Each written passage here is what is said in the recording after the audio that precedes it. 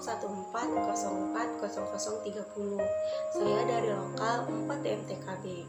Baiklah, video kali ini adalah video pengganti UAS mata kuliah Matematika Diskrit dengan dosen pengampu Ibu Pinita Putri Utami MPD. Selamat menyaksikan, enjoy for watching guys. Baiklah, untuk pokok pembahasannya itu ada 12 pokok pembahasan yang akan kita bahas.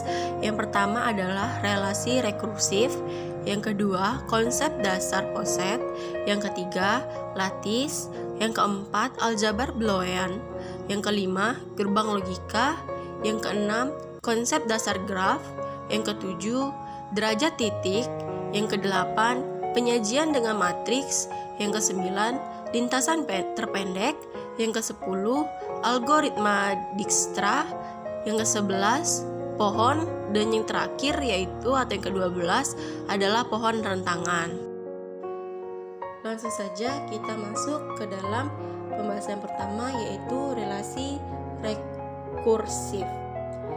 Relasi rekursif atau RR adalah persamaannya secara rekursif menentukan barisan di mana suku berikutnya merupakan fungsi dari suku-suku sebelumnya.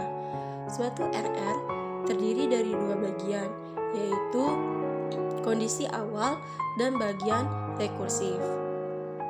A1 sama dengan 1, A2 sama dengan 2, itu disebut kondisi awal dari RR. Dan AN sama dengan AN dikurang 1 ditambah AN dikurang 2, di mana N besar sama dengan 3, itu disebut bagian rekursif dari RR. Misalnya, identifikasilah banyak kondisi awal dan bagaimana rekursif dari RR berikut.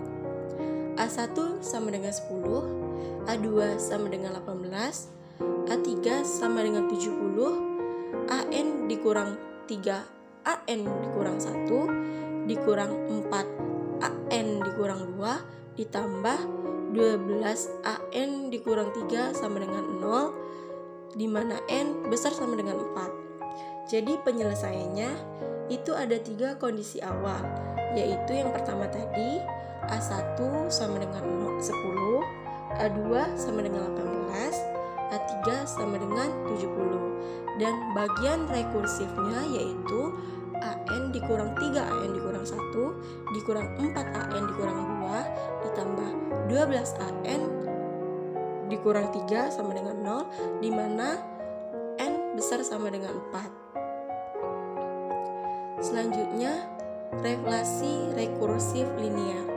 Bentuk umum bagian rekursif dari RR linear berderajat angka berbentuk yaitu AN ditambah H1 dikali N dikali AN dikurang 1 ditambah H2 dikali N dikali AN dikurang 2 ditambah seterusnya ditambah HK dikali N dikali AN kurang K sama dengan Fn, yang mana Hn dan Fn adalah fungsi dan N dan HK N tidak sama dengan 0.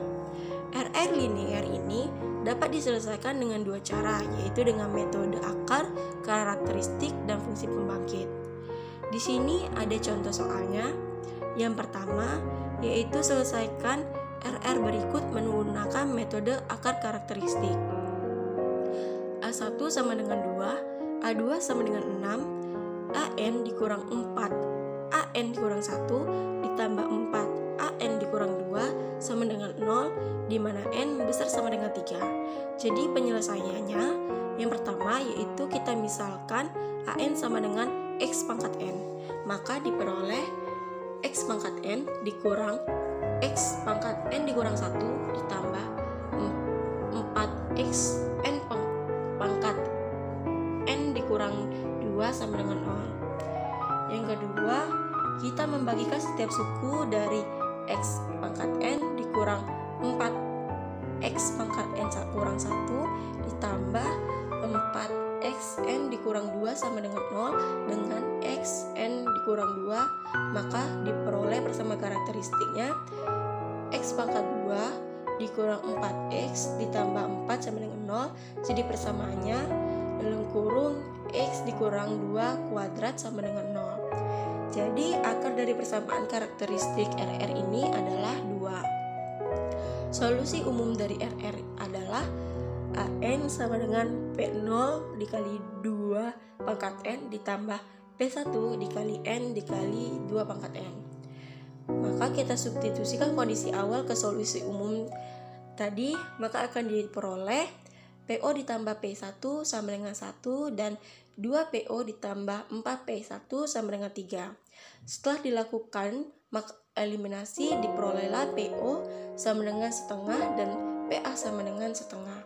Dengan demikian diperoleh solusi khusus RR, yaitu AN sama dengan setengah dikali 2 pangkat N ditambah setengah dikali N dikali 2 pangkat N. Maka kita keperiksa kembali hasil yang diperoleh, yaitu dengan solusi khusus RR, dan akan terbukti hasilnya bahwa A3 sama dengan 16.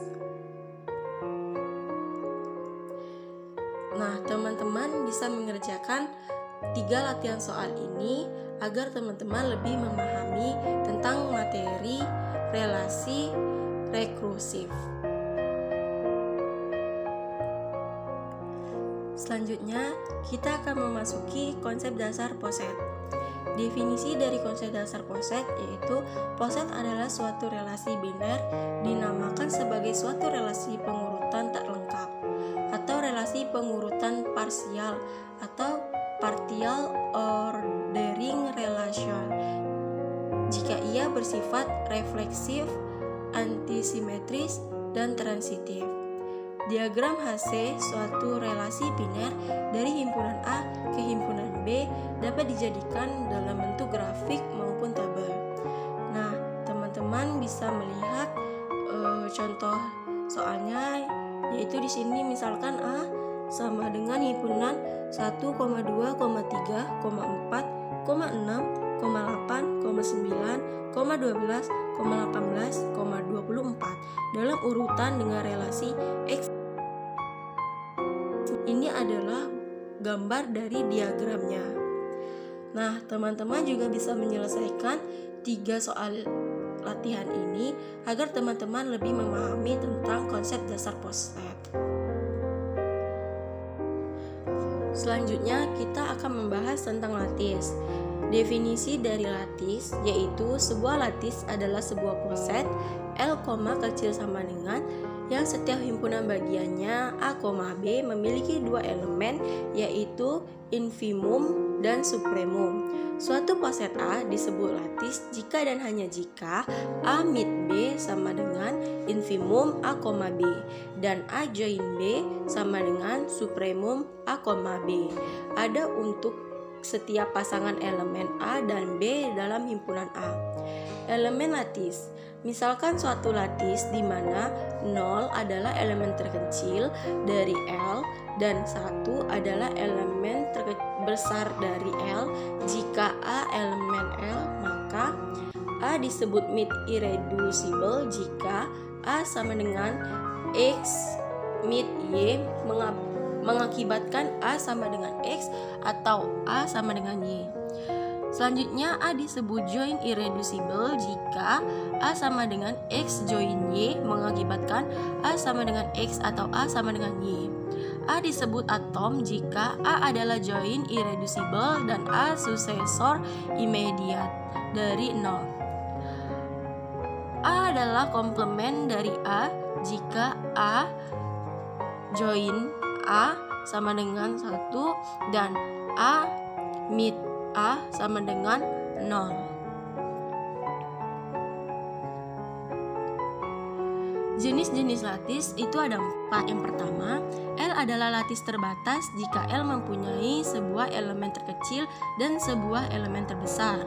Yang kedua, L disebut lattice distributif jika untuk semua A, B, C elemen L berlaku A mid B join C sama dengan A mid B sama dengan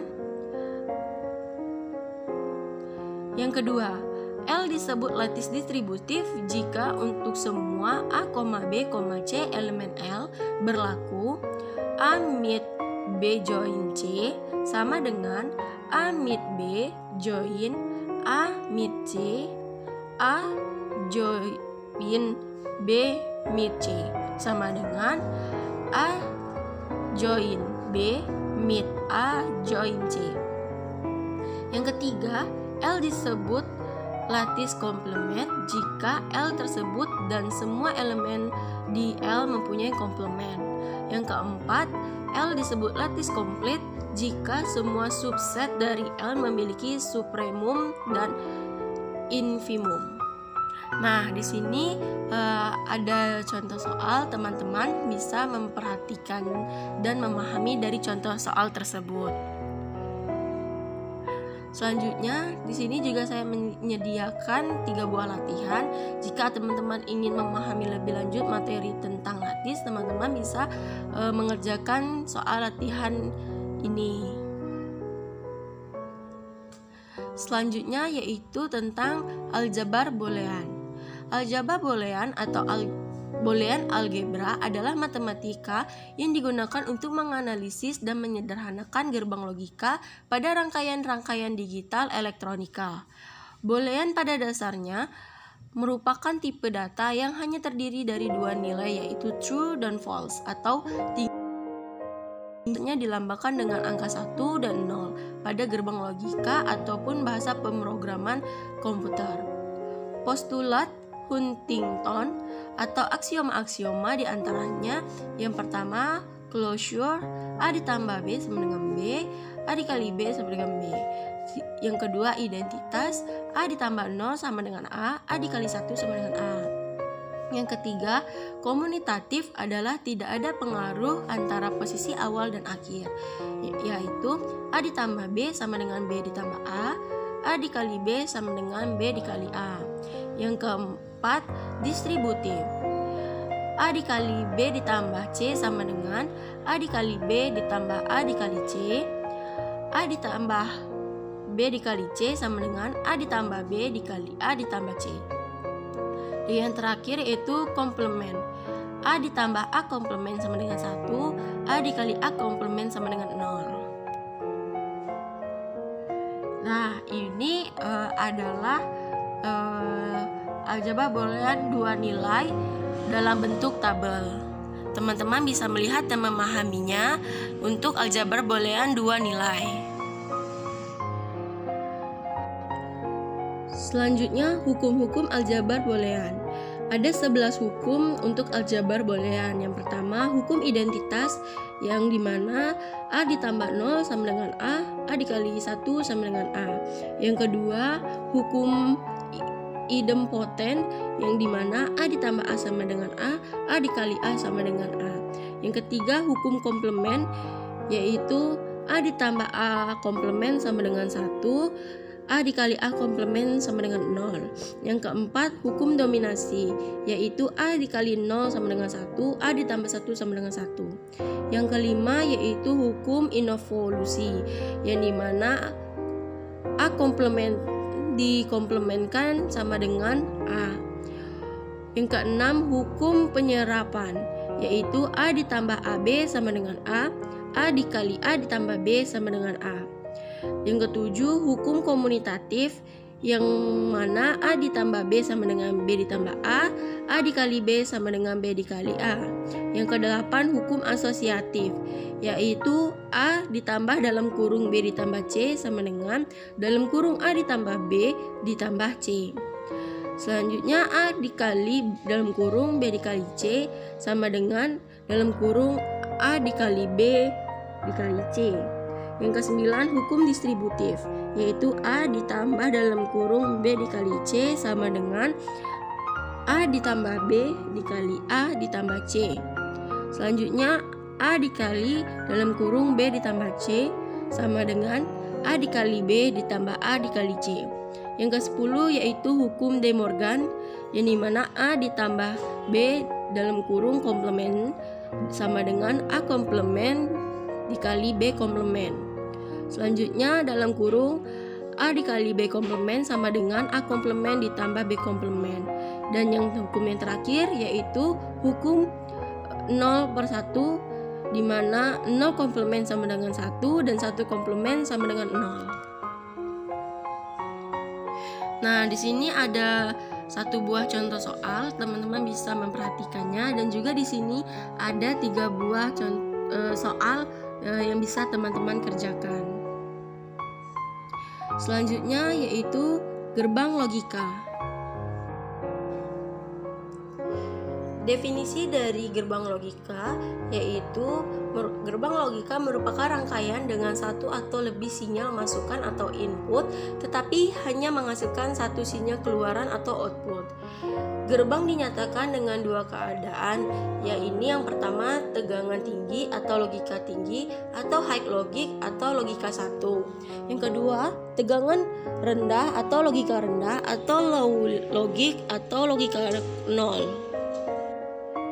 Selanjutnya macam-macam gerbang logika. Yang pertama yaitu gerbang N.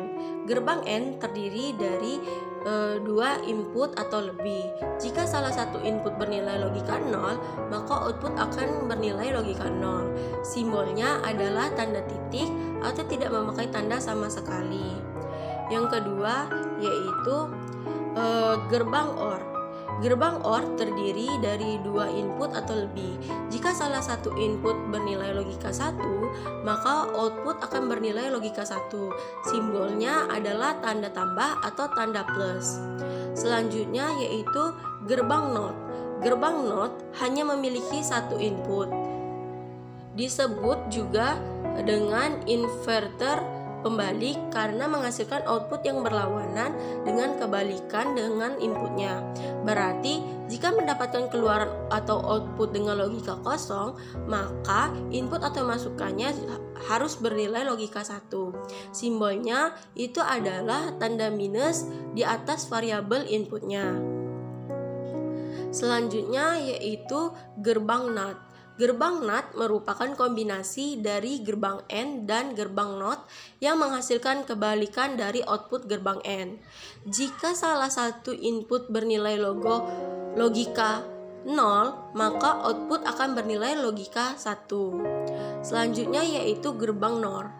Gerbang NOR merupakan kombinasi dari gerbang OR dan gerbang NOT yang menghasilkan kebalikan dari output gerbang OR. Jika salah satu input bernilai logika kosong, maka output akan bernilai logika kosong. Selanjutnya yaitu gerbang XOR. Gerbang XOR adalah singkatan dari exclusive OR yang terdiri dari 2 input. Jika input sama, maka output akan bernilai logika 0. Di mana diberi lambang yaitu exclusive OR. Selanjutnya gerbang XNOR. Gerbang XNOR adalah singkatan dari exclusive NOR yang terdiri dari 2 input. Jika input sama, maka output akan bernilai logika 1.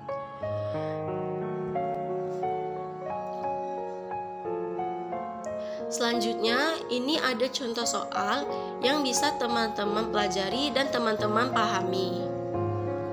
Dan jika teman-teman ingin lebih memahami tentang materi gerbang logika, teman-teman bisa mengerjakan 3 buah contoh soal berikut.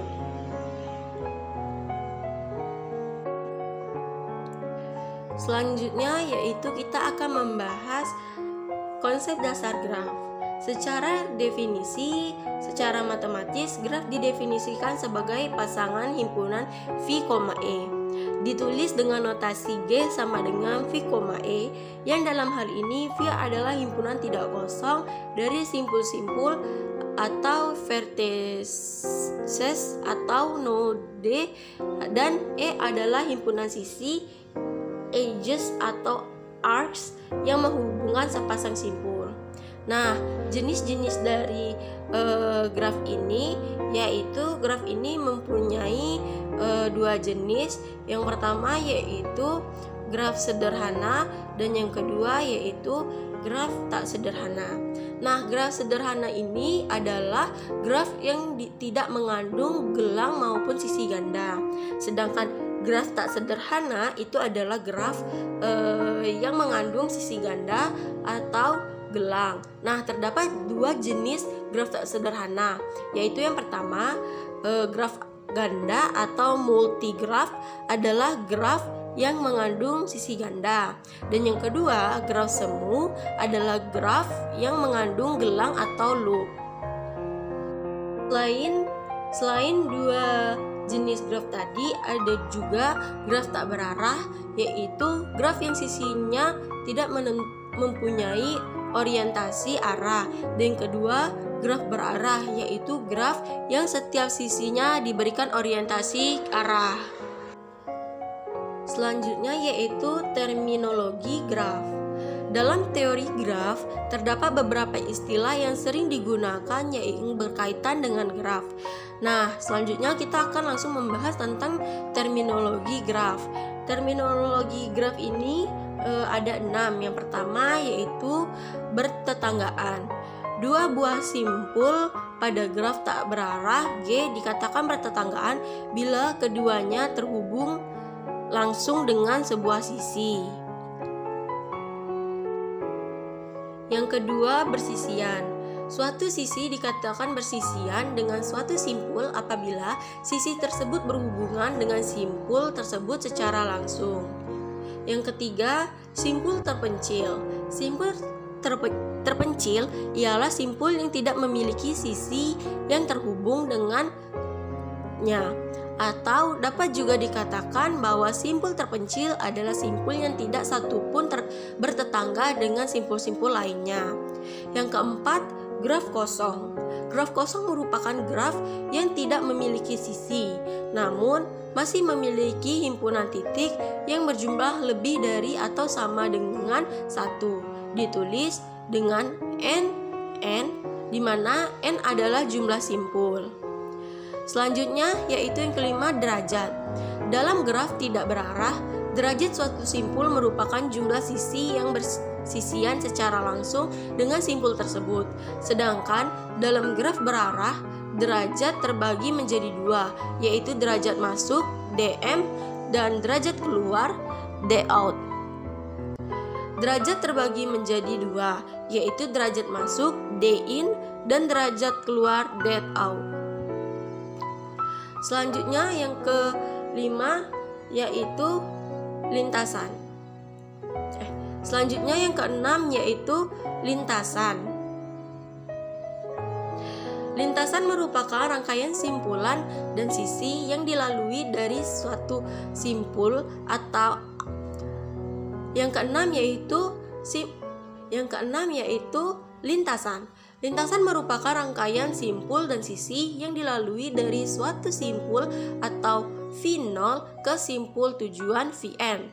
Penulisannya ditulis berselang-seling antara simpul dan sisi dengan bentuk E1, V1, S2, V2, seterusnya, Vn dikurang 1, En, Vn sedemikian sehingga E1 sama dengan V0, V1, E2 sama dengan V1, V2, seterusnya En sama dengan Vn kurang 1, Vn adalah sisi dari graf G.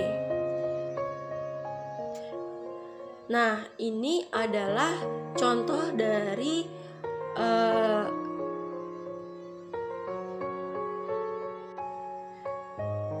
Nah, di sini ada sebuah contoh. Teman-teman bisa memahami contoh berikut agar teman-teman bisa lebih memahami lagi materi yang dibahas. Dan jika teman-teman sudah memahaminya, teman-teman bisa mengerjakan 3 buah contoh latihan soal ini agar semakin paham dengan materinya.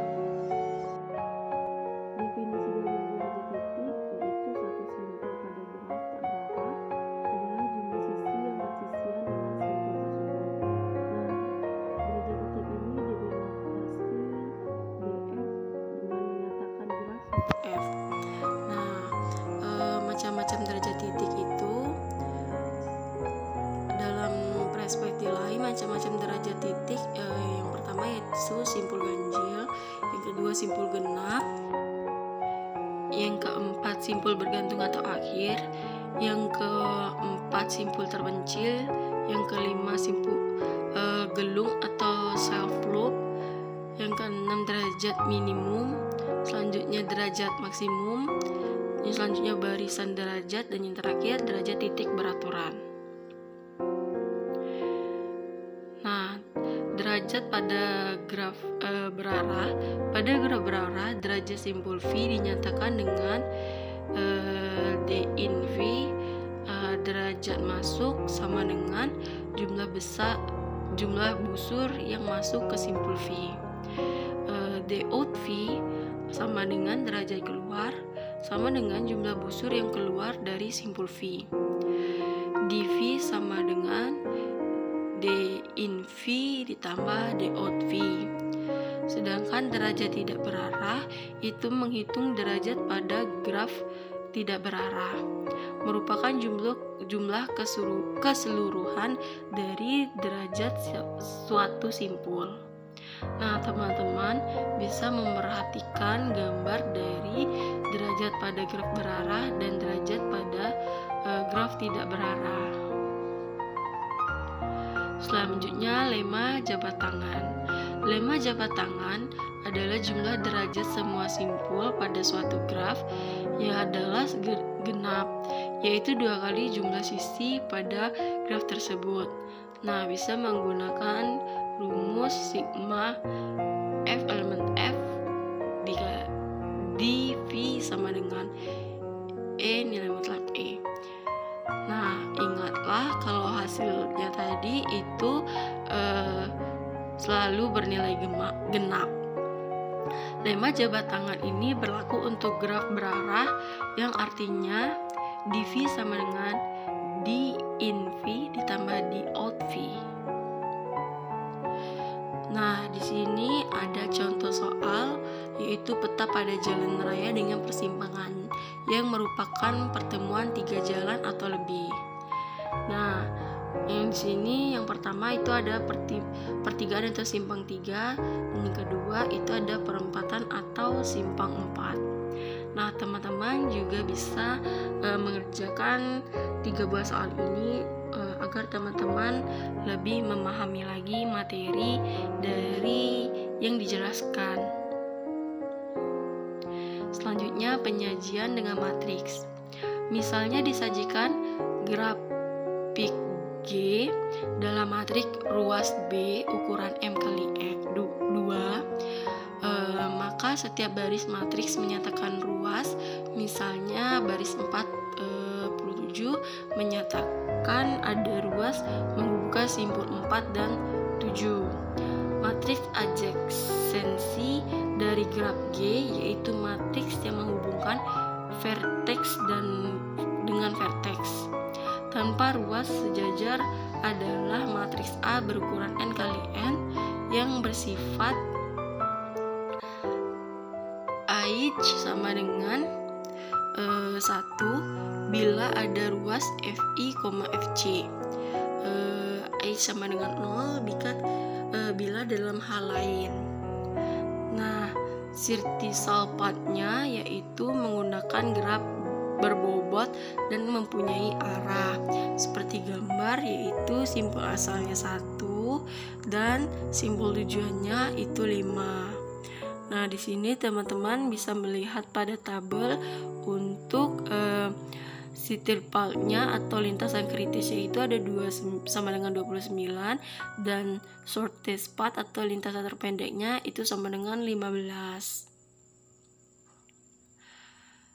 Selanjutnya, minimum spanning tree yaitu merupakan spanning tree yang mempunyai bobot dan tidak mempunyai arah dengan hasil penjumlahan bobotnya adalah minimum. Nah, teman-teman bisa memperhatikan gambar grafik G. Langkah yang dilakukan untuk membentuk minimum spanning tree adalah bentuk kembali semua simpul tetapi tanpa ruas. Gambar dan telusuri ruas dengan bobot paling kecil, seterusnya secara asektif hingga semua simpul terhubung. Nah, jadi total minimum spanning tree-nya itu sama dengan 22. Nah, di sini juga saya ada contoh soal. Teman-teman bisa memperhatikan contoh soalnya. Selanjutnya, jika teman-teman ingin memahami penjelasan lebih lanjut, teman-teman bisa mengerjakan soal berikut.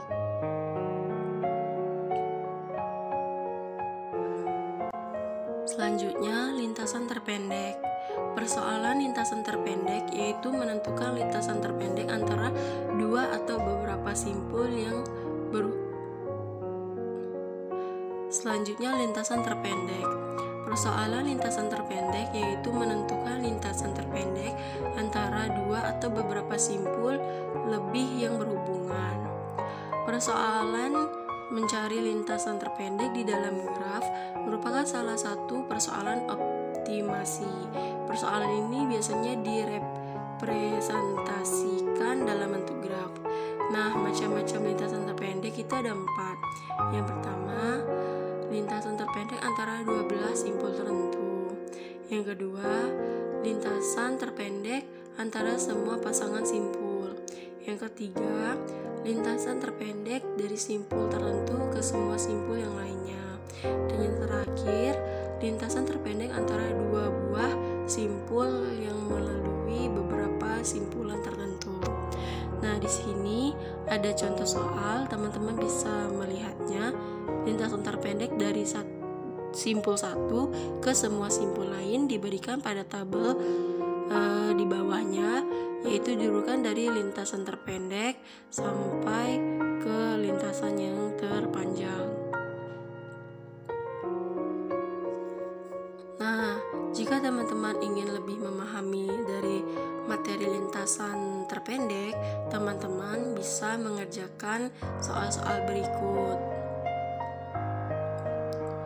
Selanjutnya, algoritma Dijkstra. Algoritma Dijkstra sesuai penemuannya yaitu Edgar Dijkstra adalah sebuah algoritma yang dipakai dalam memecahkan jarak terpendek atau short path problem untuk sebuah graf berarah yaitu directed graph.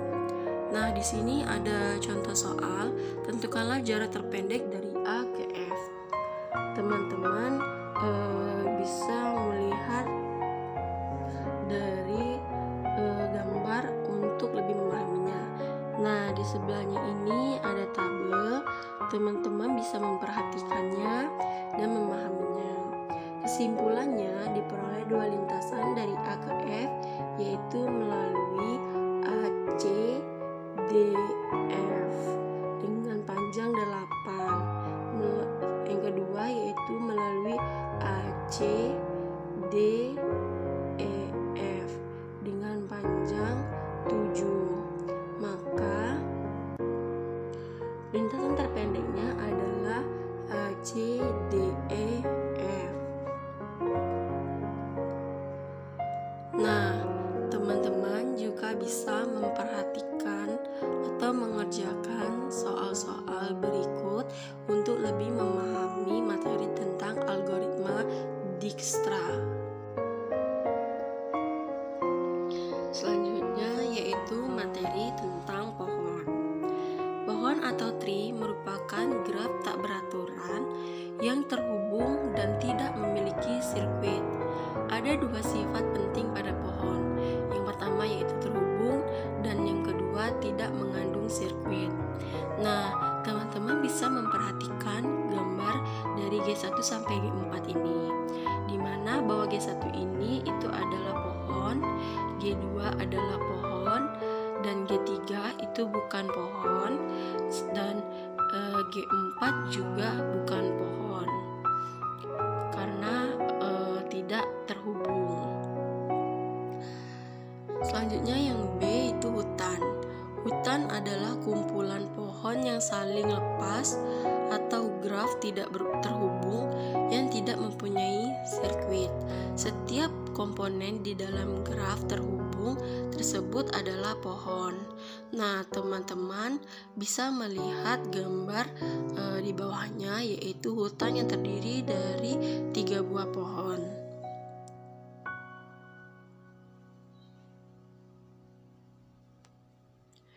Nah, selanjutnya untuk contoh soal, tentukan manakah di antara graf-graf di bawah ini yang merupakan pohon atau hutan. Teman-teman, jika ingin mengerti atau memahami lebih lanjut tentang materi pohon ini, teman-teman bisa mengerjakan soal-soal latihan ini agar teman-teman lebih bisa memahami dan mengerti tentang materinya. Dan materi yang terakhir yaitu pohon rentang. Pohon rentang adalah graf merentang yang berupa pohon dari graf terhubung. Pohon merentang diperoleh dengan memutus sirkuit di dalam graf. Setiap graf terhubung mempunyai paling sedikit 1 buah pohon merentang. Graf tak terhubung dengan K komponen mempunyai K buah hutan merentang yang disebut hutan merentang atau spanning forest. Pohon rentangan graf G, pohon pada graf G yang memuat semua titik di G. Menyelesaikan pohon rentangan dapat dilakukan dengan 2 cara. Yang pertama, algoritma prim. Misalkan T adalah pohon merentang yang sisi-sisinya diambil dari graf G. Algoritma prim membentuk pohon merentang minimum langkah per langkah. Pada setiap langkah kita mengambil sisi L dari graf G yang mempunyai bobot minimum dan bersisian dengan simpul-simpul di dalam T, tetapi L tidak membentuk sirkuit di dalam T.